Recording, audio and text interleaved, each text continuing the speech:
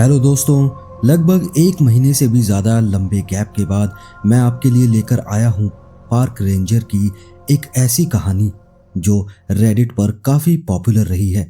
ये कहानी एक पार्क रेंजर की आप बीती है, लेकिन ये कहानी शुरू करने से पहले मैं आपसे एक विनती करता हूँ। अगर ये कहानी आपको पसंद आए तो इस वीडियो को लाइक ज़रूर करिएगा और हाँ, चैनल को भी सब्सक्राइब करिए। हम 1000 सब्सक्राइबर पूरे करने से बस कुछ ही दूर हैं। तो चलिए शुरू करते हैं आज की ये कहानी।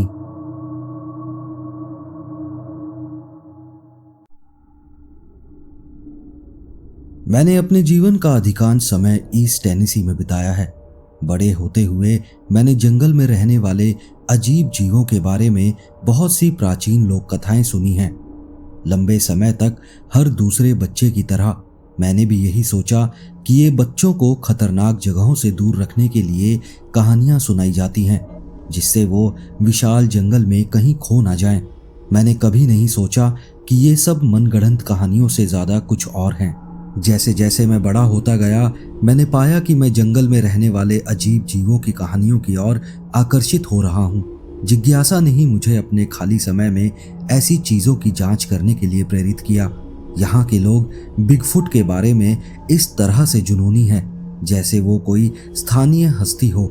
यहाँ के लोग अन्य क्रिप्टिड्स को अनदेखा करते हैं या उन्हें कम महत्व देते हैं। मुझे नहीं पता कि ऐसा क्यों है। सैकड़ों हजारों एकड़ के अनदेखे और घने जंगल में ऐसा लगता है कि यहाँ ऐसी बहुत सी जगह हैं जहाँ ऐसे जीव बहुत आराम से अपना घर बना सकते हैं और शांति से सबसे छुप कर रह सकते हैं। कहा जाए तो मैं भी अनौपचारिक रूप से डॉग मैन का बहुत बड़ा फैन हूँ। खैर, अपनी कहानी पर वापस आता हूँ। हाई स्कूल से ग्रेजुएट होने के बाद मेरा एकमात्र लक्ष्य पार्क रेंजर बनना था। यहाँ की ऐसी दर्जनों कहानियाँ हैं जो मैं आपको सुना सकता हूँ, लेकिन मुझसे जुड़ी एक कहानी है जो कुछ साल पहले की ही है। मुझे याद है कि ये बात अक्टूबर की शुरुआत की थी। मैं हमेशा शरद ऋतु के दौरान कई बार क्लिंगरमैन डोम तक की चढ़ाई करता था। यहाँ की प्रकृति इतनी लाजवाब थी कि सभी नज़ारे ये पुख्ता करते थे कि मैंने सही करियर का चुनाव किया है। ये बात तब की है जब मैं गश्त पर था। उस दिन मुझे फोंटाना झील के पास एक कैबिन में जाने के लिए कॉल आया। मैंने वहाँ का एड्रेस लिया और दक्षिण की ओर चल पड़ा। जब मैं वहाँ पहुँचा तो मेरी मुलाकात एक महिला से हुई जिसने कहा कि उसका पति, बेटा और देवर मछली पकड़ने के लिए झील पर गए थे और अभी तक वापस नहीं आए हैं। मैंने उनके बारे में ज़रूरी जानकारी ली, जैसे उनके नाम और उनके ट्रक और बोट की डिटेल्स, और फिर उन्हें खोजने के लिए निकल पड़ा। महिला ने बताया था कि वो वुल्फ क्रीक की ओर जा रहे थे। मैंने वहाँ फ़ोन किया और स्टेशन को बताया कि मैं फ्लैट ब्रांच तक जा रहा हूँ, ये देखने के लिए कि क्या वो लोग नदी में गए थे। वहाँ तक पहुँचना कुछ ज़्यादा मुश्किल नहीं था। जब मैं वहाँ पहुँचा तो मैंने पाया कि झील के किनारे पर 3 ट्रक खड़े थे। उनमें से 2 में बोट ट्रेलर जुड़े हुए थे जो कि खाली थे। मैंने महिला द्वारा दिए गए विवरण की जाँच की और पाया कि एक ट्रक उन विवरण से मेल खा रहा था। अब मुझे खोज जारी रखने के लिए एक शुरुआत मिल चुकी थी। मैं झील के किनारे खड़ा हुआ और दोनों तरफ देखने लगा, इस उम्मीद में कि शायद वो लोग मछलियां पकड़कर वापस आते हुए दिख जाएं। लेकिन मेरी किस्मत इतनी अच्छी नहीं थी। तभी मैंने देखा कि वहां पास में एक घर था। मैं उस घर की तरफ गया और वहां रहने वाले आदमी से पूछताछ करने लगा। उस आदमी ने कहा कि वो खुद कल मछली पकड़ने गया था और उसने एक नाव देखी थी जिसमें 2 आदमी और एक लड़का था।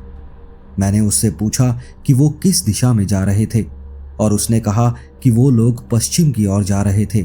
मैंने उससे पूछा कि क्या उसके पास कोई नाव है और क्या वो मुझे वुल्फ क्रीक की तरफ ले जा सकता है। मेरी ये बात सुनकर अचानक से उस आदमी का व्यवहार दोस्ताना से बदलकर बहुत शांत हो गया। उसने कहा कि वो मुझे बस झील के दूसरे किनारे तक छोड़ सकता है, उससे आगे वो 1 मीटर भी नहीं जाएगा। मैंने उसकी ये बात मान ली।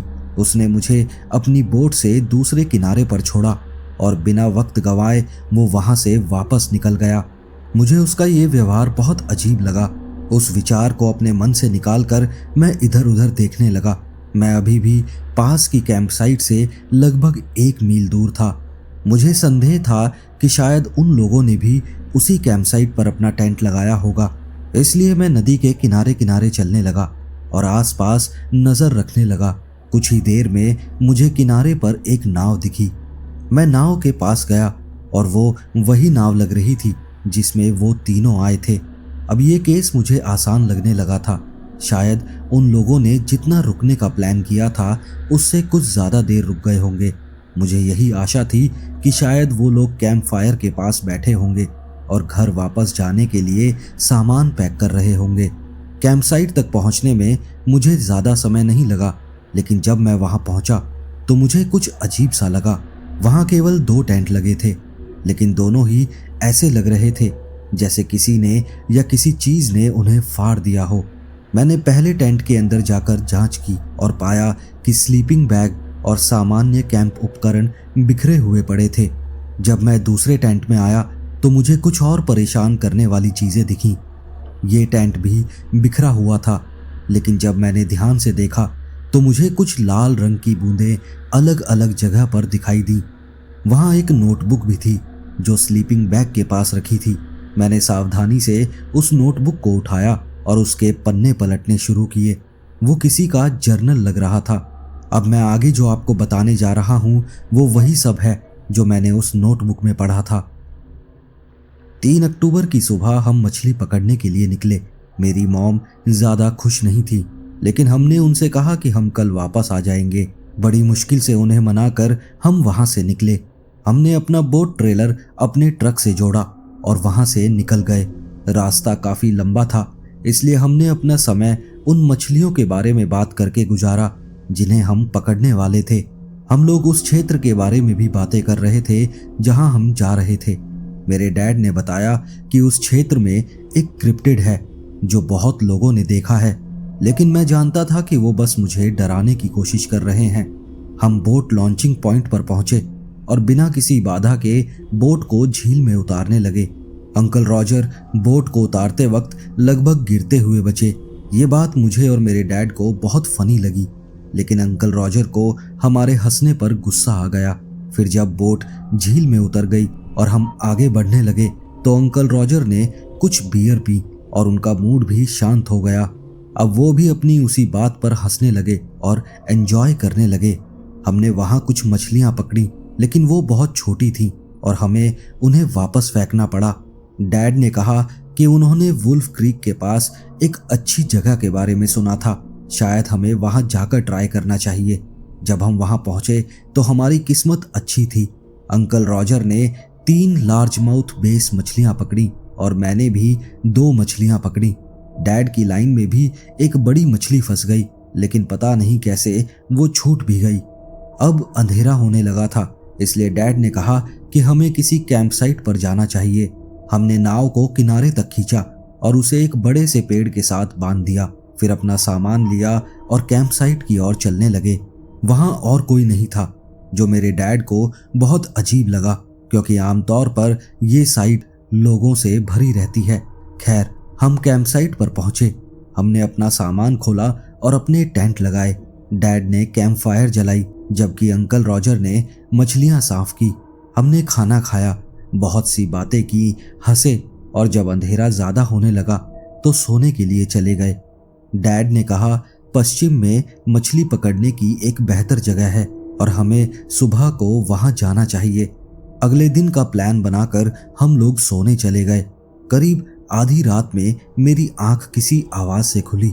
मैंने देखा कि मेरे डैड टेंट में नहीं थे और बाहर से सरसराहट की आवाज आ रही थी।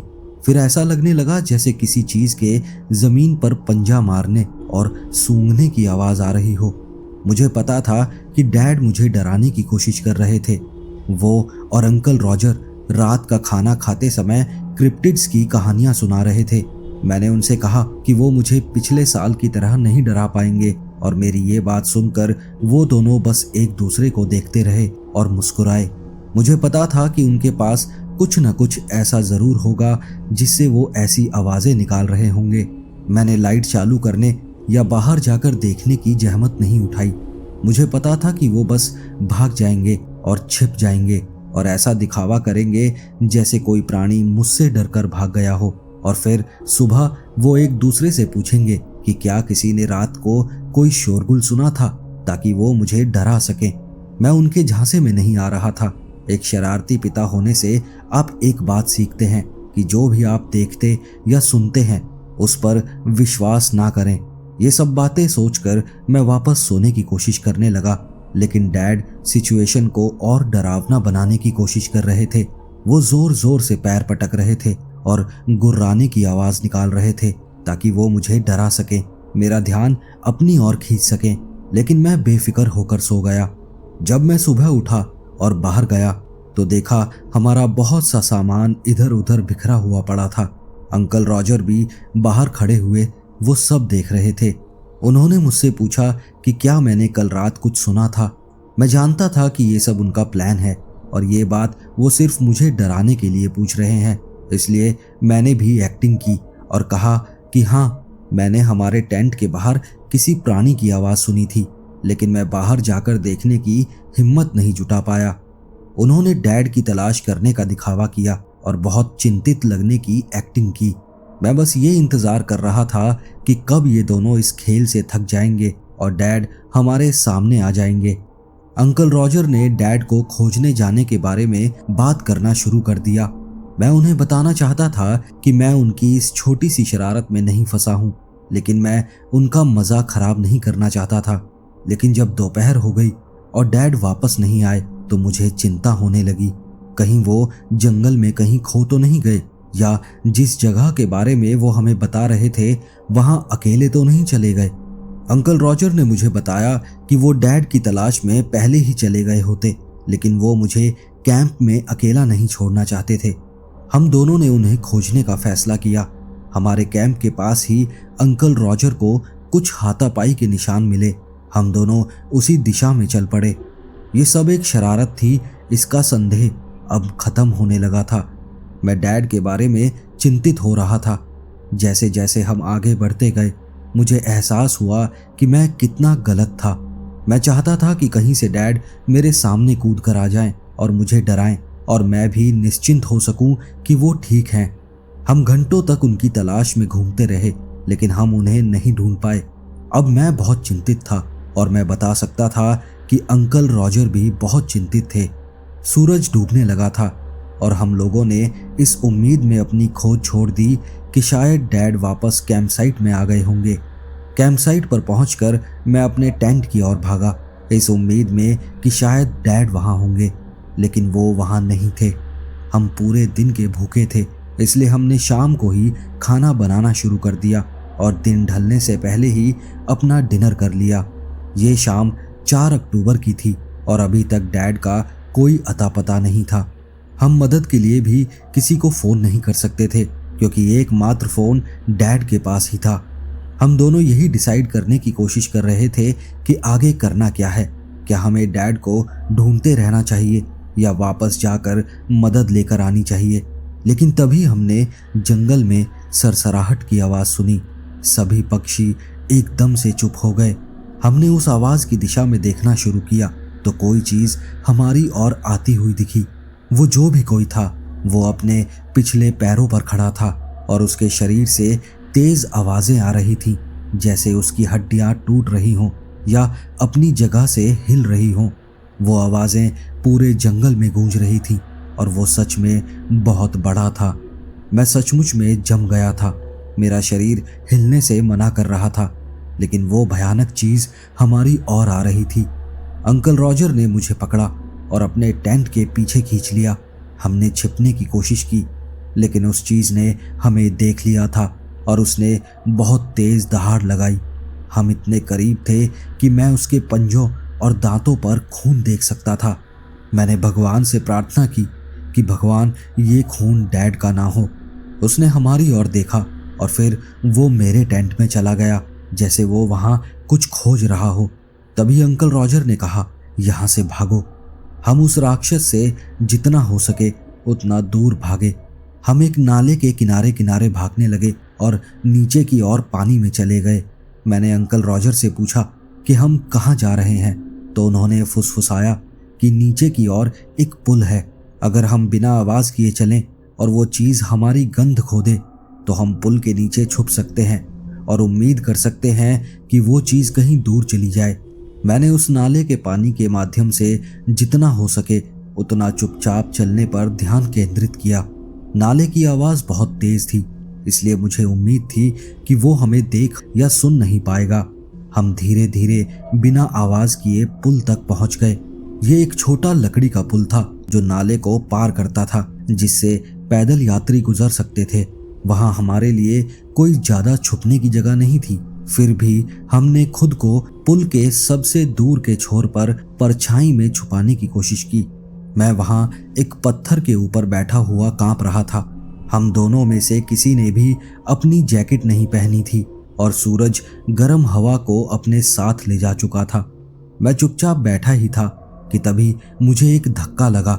मैंने नजर उठाकर देखा, अंकल रॉजर मुझे चुप रहने का इशारा कर रहे थे। मैं पूछने ही वाला था कि क्यों, कि तभी पुल पर मेरे सर के ठीक ऊपर एक बोर्ड के चरमराने की आवाज आई। ये एक पैदल यात्री के कदमों की आवाज नहीं लग रही थी, ये एक धीमी गति से जानबूझकर रखा गया कदम था। कोई चुपके से या बिना आवाज किए पुल पर चलने की कोशिश कर रहा था। डर के मारे मेरे दांत किटकिटाने लगे, कहीं ये आवाज कोई सुन ना ले, इसलिए मैंने अपनी जीभ अपने दांतों के बीच में दबा ली। पुल पर जो भी कोई था अब उसने हिलना बंद कर दिया था। शायद वो कुछ सुनने की कोशिश कर रहा था। अब मैं और अंकल रॉजर भी किसी भी आवाज को सुनने के लिए अपने कानों पर दबाव दे रहे थे। तभी मैंने किसी के सूंघने की आवाज सुनी। वो शायद हमारी गंध लेने की कोशिश कर रहा था या उसको हमारी गंध आ ही गई थी। तभी मुझे कदमों की आवाज आई और मुझे राहत मिली, क्योंकि वो कदमों की आवाज पुल के दूसरे छोर पर आ रही थी। मतलब अब वो पुल से हटकर पगडंडी की तरफ जा रहा था। लेकिन मेरी ये राहत कुछ ही सेकंड्स की थी। पुल के दूसरे छोर से एक चेहरा पुल के नीचे झांकने लगा। वो एक विशालकाय राक्षसी कुत्ते की तरह लग रहा था। फिर वो पुल से नाले के किनारे पर उतर गया। उसने अपने पिछले पैर पानी में डाले और हवा को सूंघने लगा। फिर उसने अपनी थूथन पुल के नीचे की तरफ घुसाई और अपना ध्यान उस हिस्से पर लगाया जहां हम छुपे थे। ढलती शाम के बचे कुचे उजाले में हम उसे देख पा रहे थे, लेकिन हम लोग पुल की गहरी परछाई में छुपे थे।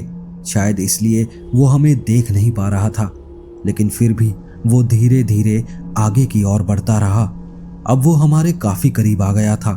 उसके पंजे देखकर मेरे आंखों से आंसू बहने लगे।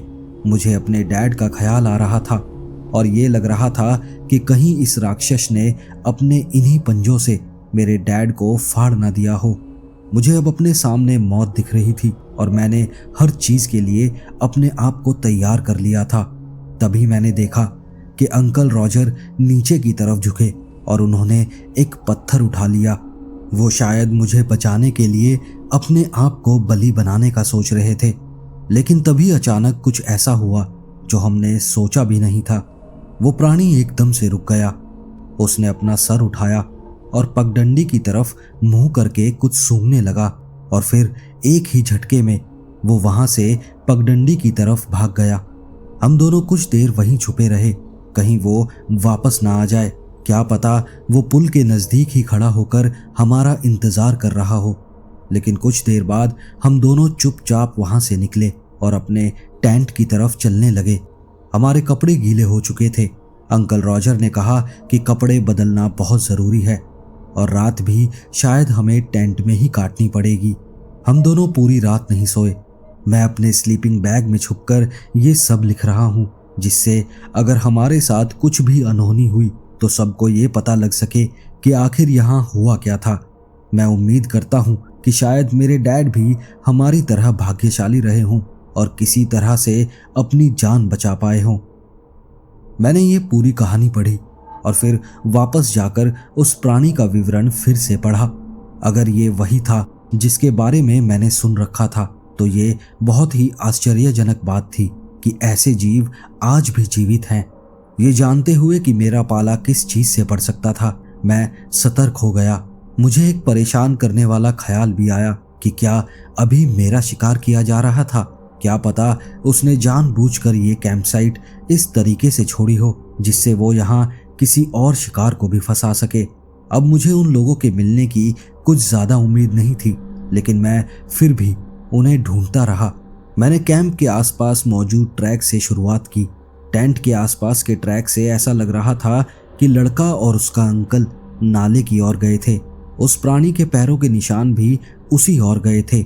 वो उनका पीछा करते हुए नाले तक गया, जहां उसके पदचिन्ह इधर उधर भटक रहे थे, जैसे कि उसने अपना शिकार खो दिया हो।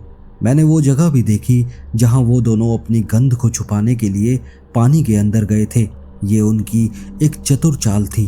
फिर मैंने वहां पैरों के घुमावदार निशानों को देखा। पैरों के निशान पुल के आसपास थे और फिर पुल के नीचे की तरफ भी गए। उस प्राणी के पैरों के निशान भी पुल पर थे और फिर वो पहाड़ी की तरफ जाने वाली पगडंडी की ओर चले गए। इसका मतलब उस नोटबुक में जो लिखा था वो अब तक सही था, लेकिन वो प्राणी वहां से गया क्यों? क्या उसे किसी और की गंध आ गई थी या किसी चीज को देखकर वो वहां से डर कर भाग गया था? लेकिन मैं ऐसी किसी भी चीज की कल्पना नहीं कर सकता जो ऐसे प्राणी को डरा सके। मैंने उन दोनों के पैरों के निशानों को वापस टेंट की तरफ जाते हुए भी देखा, लेकिन फिर टेंट से कहीं और जाने के निशान नहीं मिले। क्या उस प्राणी ने उन्हें यहीं पर मार दिया था? लेकिन अगर ऐसा होता तो यहाँ खून और भी ज्यादा मात्रा में होता, लेकिन मुझे उनके कहीं और जाने के निशान नहीं मिले। परेशान करने वाली बात यह थी कि मुझे अभी तक पिता के कोई भी निशान नहीं दिखे थे। मैं धीरे धीरे कैंप के चारों ओर चक्कर लगाता रहा और कुछ ऐसा ढूंढने की कोशिश में रहा जो शायद मैं चूक गया हूँ। फिर मुझे एक वयस्क के पैरों के निशान मिले जो एक टेंट से निकलकर पेड़ों के किनारे जा रहे थे। वो एक पेड़ के सामने रुक गए। पेड़ की छाल पर कुछ फीट ऊपर एक काला धब्बा था। वो शायद पेशाब करने के निशान थे, लेकिन अजीब बात यह थी कि पैरों के निशान कभी वापस नहीं आए, मानो कोई वहां खुद को राहत देने के लिए रुका और फिर वहीं से गायब हो गया। मैंने पेड़ के चारों ओर खोज की, जब मुझे एक चौंकाने वाली चीज मिली। पेड़ की छाल पर खून के धब्बे थे। मैंने पेड़ से थोड़ा दूर चक्कर लगाया और फिर मुझे उस प्राणी के पैरों के निशान कुछ खून की बूंदों के साथ मिले। अब मैंने उन्हीं निशानों के पीछे जाने का निर्णय लिया। मैंने अपने रेडियो पर स्टेशन को रिपोर्ट करने की कोशिश की, लेकिन जवाब में मुझे केवल स्थिर आवाज मिली। मुझे पता था कि यहाँ कुछ ऐसे क्षेत्र हैं जहाँ अच्छी रिसेप्शन नहीं मिलती, लेकिन मुझे नहीं लगा था कि ये कैंप साइट भी उनमें से एक है जो एक बहुत ही पॉपुलर ट्रेल से कुछ ही दूरी पर है। मैंने फैसला किया कि मैं बाद में फिर से कोशिश करूंगा। मैंने अपना बैकपैक उठाया और उस शिकारी के पीछे चल पड़ा। एहतियात के तौर पर मैंने अपनी साइड आर्म निकाली और सुनिश्चित किया कि वो लोड हो। ऐसा करना मूर्खतापूर्ण लग सकता है, लेकिन जब एक खतरनाक अल्फा शिकारी से निपटना होता है तो ये सुनिश्चित करना सबसे अच्छा होता है कि आप शूट करने के लिए तैयार हों। जब मैंने अपनी बंदूक वापस उसके होल्स्टर में रखी तो मेरा हाथ थोड़ा कांप उठा। मुझे पता था कि ये सब बहुत खतरनाक है और मुझे बहुत सतर्क रहना होगा, लेकिन मुझे ये भी पता था कि एक आदमी था जो एक घातक जीव के चंगुल में था और उसका खून बह रहा था। मेरे पास बर्बाद करने के लिए समय नहीं था। मैंने झाड़ियों और गिरे हुए पेड़ों के बीच से जितना हो सके उतना संभलते हुए चलना जारी रखा। मैं कभी कभी रास्ता भूल जाता था, लेकिन जब मुझे खून की कुछ और बूंदें मिलती तो मैं उन्हें फॉलो करने लगता था। पहाड़ की तलहटी से होते हुए पश्चिम की ओर जाने वाले रास्ते पर निशान चल रहे थे जब तक कि वो रुक नहीं गए। वो एक पहाड़ के ठीक सामने रुके थे। मैंने चारों ओर देखा, लेकिन निशान गायब हो गए थे। हताशा में मैंने ऊपर देखा और पहाड़ के ऊपर मुझे एक गुफा दिखी। मैंने वहां जाने के बारे में सोचा, लेकिन मुझे नहीं पता था कि वो उस प्राणी का घर था या किसी अन्य जानवर का। चाहे किसी का भी घर हो, मुझे अपने घर में बिना इजाजत के घुसने की अनुमति कोई नहीं देगा। उस क्षेत्र के चारों ओर एक और गहन नजर डालने के बाद मैंने तय किया कि शायद ये वही जगह है जहां वो शिकारी गया होगा। पूरे दिन बादल छाए रहे थे और अब एकदम से वो बरसने लगे, लेकिन मुझे इससे कोई फर्क नहीं पड़ा। मैंने पहाड़ पर चढ़ना शुरू किया और अपने कदमों को लेकर बहुत सावधान रहा। इस मूसलाधार बारिश में एक दो बार मैं फिसल कर गिरने से भी बचा। आखिरकार मैं गुफा के मुहाने तक पहुंच गया। मैं अंदर घुस गया और बिना बारिश के एक पल का आनंद लिया। फिर मैंने अपने आप को शांत रखने की कोशिश की।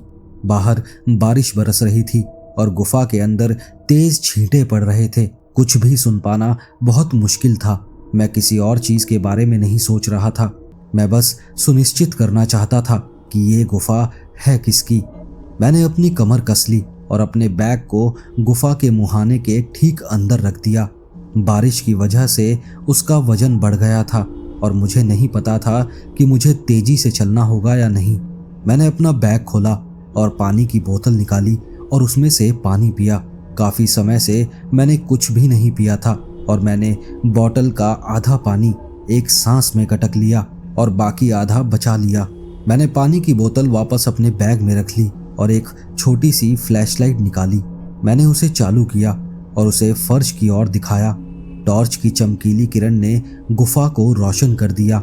ये गुफा काफी बड़ी थी। मैं उसमें खड़ा हो सकता था और मेरा सर छत तक नहीं पहुंच सकता था। वहां बहुत से पत्थर और चट्टानें थी। फर्श चिकना नहीं था, दीवारें खुरदरी थी। यहाँ कोई गुफा चित्र भी नहीं थे। मैं हर कदम धीरे धीरे चल रहा था। मुझे लगा कि मैं अपने विनाश के करीब पहुंच गया हूँ। मैंने अपनी बंदूक निकाली और उसे कस कर पकड़ लिया। आगे बढ़ते हुए मेरे मन में ख्याल आया कि यहाँ बंदूक चलाने से शायद मैं बहरा भी हो सकता हूँ। आगे बढ़ते हुए मुझे बहुत भयानक बदबू आने लगी। ये एक खुले सीवर जैसी बदबू थी। जैसे जैसे मैं गुफा में अंदर जा रहा था, बारिश की आवाज़ कम होती जा रही थी और एक भयानक सन्नाटा उसकी जगह ले रहा था। मैं अपने पैरों की आवाज़ सुन सकता था। मेरी सांसें और मेरा दिल तेजी से धड़क रहा था। अभी मैं मुड़कर वापस जाने के बारे में सोच ही रहा था कि तभी मुझे अपने आगे कुछ हिलता हुआ दिखा। ये कम से कम मेरे जितना बड़ा था या शायद मुझसे भी बड़ा। उसे देखते ही मैंने एक दीवार के पास छुपने का सोचा। मेरे हाथ में टॉर्च अभी तक जल रही थी और वो मुझे देख सकता था, इसलिए मैंने टॉर्च को जमीन की तरफ ही केंद्रित रखा। तभी मुझे कुछ सरसराहट की आवाज़ करीब आती सुनाई दी। अब मैं अपनी टॉर्च बंद करने के लिए मजबूर होने लगा था, लेकिन इस प्राणी को बढ़त देना एक अच्छा विचार नहीं था। इसे पहले से ही घरेलू मैदान का लाभ था। मैंने उसे सूंघते हुए सुना, लेकिन मैं उसे अभी तक देख नहीं पाया था। मैंने अपनी टॉर्च को ऊपर की तरफ किया और उसकी रोशनी को गुफा में और अंदर तक डालकर और अधिक पता लगाने का फैसला किया। लेकिन मुझे अपने जीवन का सबसे बड़ा झटका तब लगा जब मेरी रोशनी उस जीव पर पड़ी। वो मुझसे केवल कुछ कदम दूर था। वो कम से कम 6 फीट लंबा था और एक कुत्ते जैसा दिखता था, जिसकी थूथन लंबी थी। वो अपने पिछले पैरों पर खड़ा था और उसके हाथ उसके शरीर की अपेक्षा कुछ ज्यादा बड़े लग रहे थे। कुल मिलाकर वो एक बुरे सपने जैसा लग रहा था। मेरी टॉर्च की रोशनी पड़ते ही वो पीछे हट गया और उसने एक गुर्राहट निकाली। मैंने बिना सोचे समझे अपनी बंदूक तान दी और गोली चला दी। बंदूक की आवाज़ मेरे कानों को बहरा कर गई थी। तुरंत घंटी सी बजने लगी। वो जीव मुझ पर दहाड़ने लगा, फिर मुड़ा और गुफा में और अंदर भाग गया। वो मुझसे कुछ ही फीट की दूरी पर दहाड़ रहा था, फिर भी मैंने उसे मुश्किल से सुना। मैं लड़खड़ा गया और मुझे खुद को संभालने के लिए 1 मिनट लेना पड़ा। फिर मैंने गुफा में और अंदर जाकर उसका पीछा करना शुरू किया। मैं वास्तव में नहीं जानता था कि क्यों, सिवाय इसके कि मुझे ये जानने की ज़रूरत थी कि क्या वो यात्री अभी भी जीवित है या नहीं। मैंने ज़मीन पर देखा कि क्या कहीं खून के निशान हैं, लेकिन वहाँ कोई खून नहीं था। मतलब मेरी गोली उसको लगी ही नहीं। मैंने बस उसे गोली से चौंका दिया होगा, जो एक अच्छी खबर नहीं थी। मुझे उम्मीद थी कि वो मुझे मार सकता था और ये घायल नहीं था, बस डरा हुआ था। इसका मतलब था कि जब मैं उसे फिर से देखूंगा तो ये लड़ने के लिए तैयार होगा, क्योंकि मुझे यकीन है कि वो एक आक्रमणकारी प्राणी था और ये अपने घर की रक्षा कर रहा था। मैं अपनी टॉर्च जलाकर गुफा में आगे बढ़ता गया और किसी भी अचानक हुई हरकत पर नज़र रखता रहा। मुझे नहीं पता था कि वो कहाँ है या वो मेरे लिए कोई जाल बिछा रहा है। तभी मैंने हवा का एक झोंका महसूस किया और पंजे मेरे चेहरे पर लगने से एक पल पहले ही मैं पीछे कूद गया। मैं पीछे की तरफ लुढ़का और अपने लक्ष्य पर रोशनी डालने के लिए अपनी बंदूक के पास अपनी टॉर्च पकड़ी और गोली चलाने लगा। मैंने निशाना लगाने का समय निकाले बिना बार बार निशाना साधते हुए गोली चलाता रहा। मैंने देखा कि वो हर गोली से बचता रहा और बहुत तेज गति के साथ इधर उधर भागता रहा। मैंने देखा कि जब मैंने अपनी आखिरी गोली चलाई तो वो एक कदम पीछे रह गया। मेरी उम्मीदें बढ़ गई कि मैंने इसे कम से कम एक बार तो मारा है। मैंने मैगजीन निकाली और एक नई मैगजीन डाली, खुद को याद दिलाते हुए कि मेरे पास केवल एक और मैगजीन है। मैंने अपने सीमित गोला बारूद के साथ अधिक सावधान ना होने के लिए खुद को कोसा। मैंने खुद को ये कहकर उचित ठहराया कि पूरी मैगजीन के साथ मरने का कोई फायदा नहीं है। मैं एक बार फिर खुशी से उछल पड़ा जब मैंने देखा कि अब वो वहाँ नहीं है जहाँ पहले खड़ा था और ज़मीन पर ताज़ा खून का एक धब्बा पड़ा था। मुझे और खून की उम्मीद थी। जैसे जैसे मैं आगे बढ़ा, हर कुछ फीट पर बूंदें गिरी हुई थी। मुझे यकीन हो गया था कि ये एक बड़ा खून का रिसाव होगा। मैंने गुफा में और अंदर तक निशान का पीछा किया। हवा में एक ठंड थी जिसने मेरे अंदर सिहरन पैदा कर दी। मेरे दिमाग ने मुझे बताया कि ये गुफा एक कब्र की तरह लग रही थी, मेरी कब्र। लेकिन मैंने उन विचारों को झटक दिया और मैं तब तक चलता रहा जब तक खून दिखना बंद नहीं हो गया। मैंने अपनी टॉर्च की रोशनी छोटे से पोखर और ज़मीन पर डाली जहाँ कोई खून नहीं था। मेरा दिमाग मुझ पर चिल्लाया कि ये एक जाल था। मैंने अपनी रोशनी चारों ओर यहाँ तक कि छत पर भी डाली, लेकिन मुझे वो कहीं नहीं दिखा। मैं उसी तरह से पीछे हटने लगा जिस तरह से मैं आया था। मेरी आंखें उस शिकारी की तलाश में चारों ओर घूम रही थी। तभी वो पता नहीं कहाँ से आया और एक बुलडोज़र की तरह मुझे टक्कर मार गया। मैं फर्श पर गिर गया और लुढ़कता हुआ दूर जा पहुंचा। मेरी टॉर्च कुछ फीट दूर पड़ी थी और मुझे पता नहीं था कि मेरी बंदूक कहाँ है। अब मेरी सांसें फूल रही थीं। मैंने सांस लेने की कोशिश की, लेकिन मैं ले नहीं पा रहा था। मैं बस हांफता हुआ लेटा रहा। वो धीरे धीरे मेरे चारों ओर चक्कर लगाता रहा, गुर्राता रहा और अजीब सी आवाज़ें निकालता रहा। मुझे पता था कि वो मुझे मारने जा रहा है। मैंने अपने दिमाग से चिल्लाकर कहा कि यहाँ से हिलो, लेकिन मेरे शरीर ने साथ देने से मना कर दिया। मैंने अपनी सांसों पर ध्यान केंद्रित करने और गतिशीलता हासिल करने की कोशिश की, क्योंकि अब वो मेरे करीब आ रहा था।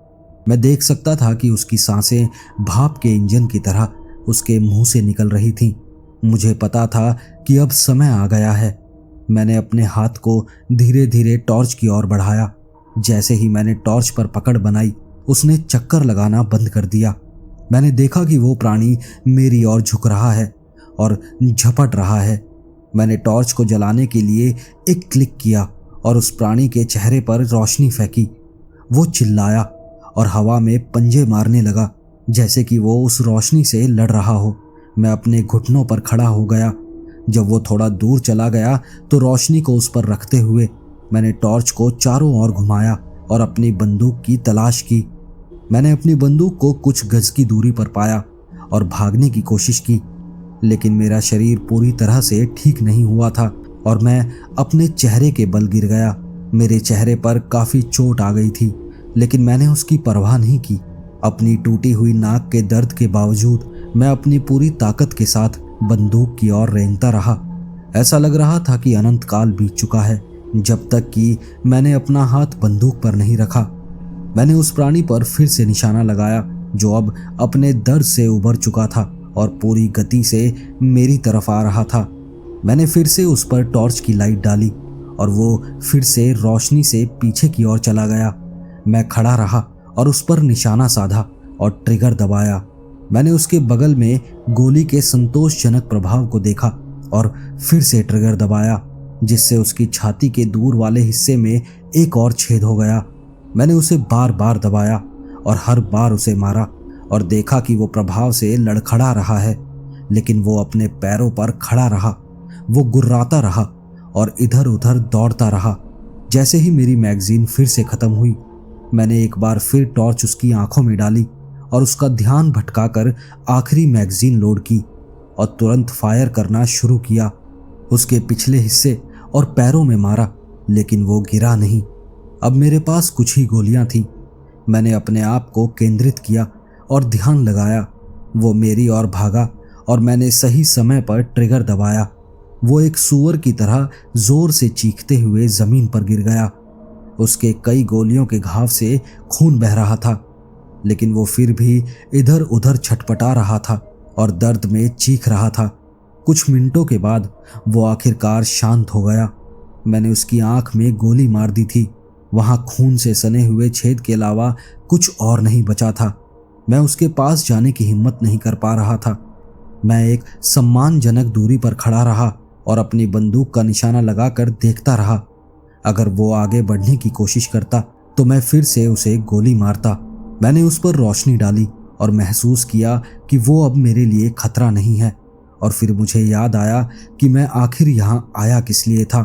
मैंने अपना संतुलन बनाने की कोशिश की और गुफा में आगे बढ़ गया। मेरा मुख्य विचार केवल यात्री को जीवित पाना ही नहीं था, बल्कि ये भी उम्मीद करना और प्रार्थना करना था कि यहाँ उन जीवों में से कोई और ना हो। मुझे फिर से इस तरह की लड़ाई न करनी पड़े। गुफा के अंदर का रास्ता नीचे की ओर मुड़ गया और फिर एक बड़े खुले क्षेत्र में बदल गया। मैंने कोनों में देखने के लिए चारों ओर रोशनी डाली। तभी दूर लाल रंग की एक चमक दिखी। मैंने उसके पास जाकर सावधानी से देखा तो पाया कि वो एक जैकेट थी। जैकेट के अंदर एक बड़ा सा मांस का टुकड़ा था जो एक इंसान की तरह लग रहा था। उसका गला फाड़ दिया गया था और उसके पैर गायब थे। मैं नहीं जानता कि उसके साथ जब ये चीरफाड़ हुई तब वो जिंदा था या मर चुका था।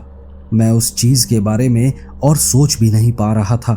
अब मुझे ये भी संदेह था कि अगर मैं इन अवशेषों को छोड़कर जाऊं तो कहीं कोई और जानवर बचे कुचे शरीर को ना खा जाए। मुझे उसे उसके परिवार के पास ले जाने की कोशिश करने की ज़रूरत थी। मैं ये पता लगाने की कोशिश कर रहा था कि कैसे उसे बाहर लेकर जाऊं। मैंने उसे उसकी बाहों से उठाया और अपने कंधों पर लाद दिया। उसकी बाहों को कसकर पकड़ लिया और उसके शरीर को एक बैग की तरह लटका लिया। मैं गुफा से बाहर निकलने लगा। उम्मीद थी कि मैं उसे कैंपसाइट तक वापस ले जा पाऊंगा और अंत में अपने ट्रक में डालकर उसके परिवार तक पहुंचा दूंगा। मैं गुफा से बाहर निकल रहा था और फिर उस हिस्से पर पहुंचा जहां मेरी उस राक्षस से मुठभेड़ हुई थी। लेकिन मैं वहां हैरान हो गया। जहां वो प्राणी पड़ा था और उसका खून जमीन पर बह रहा था, वहां अब कोई भी नहीं था। मैंने चारों ओर अपनी टॉर्च की रोशनी मारी, लेकिन वहां कोई नहीं दिखा। वो शायद चला गया था। मैंने अपनी बंदूक को होल्स्टर से बाहर निकाला, मैगजीन निकाली और जांच की कि मेरे पास कितने राउंड बचे हैं। केवल 2 राउंड बचे थे। मुझे उम्मीद थी कि वो चीज़ जहां भी थी वो अब शिकार या बदला लेने के मूड में तो नहीं होगी। अंत में मैंने फैसला किया कि अगर वो चीज़ मुझ पर हमला करती है तो मैं अब कुछ नहीं कर सकता था। मैं अपनी पीठ पर एक मृत आदमी को ढो रहा था। मैंने बंदूक को वापस होल्स्टर में रखा और फिर गुफा के मुहाने की ओर रोशनी डाली और चलता रहा। मेरी सुनने की शक्ति सामान्य होने लगी थी। हालांकि मुझे लगा था कि मेरी सुनने की शक्ति हमेशा के लिए चली जाएगी। मैं अपने कदमों की आहट सुन सकता था। जब मैं गुफा के द्वार की ओर लड़खड़ाता हुआ पहुंचा तो मैंने पाया कि दिन का उजाला अंधेरे के बीच से अपना रास्ता बनाना शुरू कर रहा था।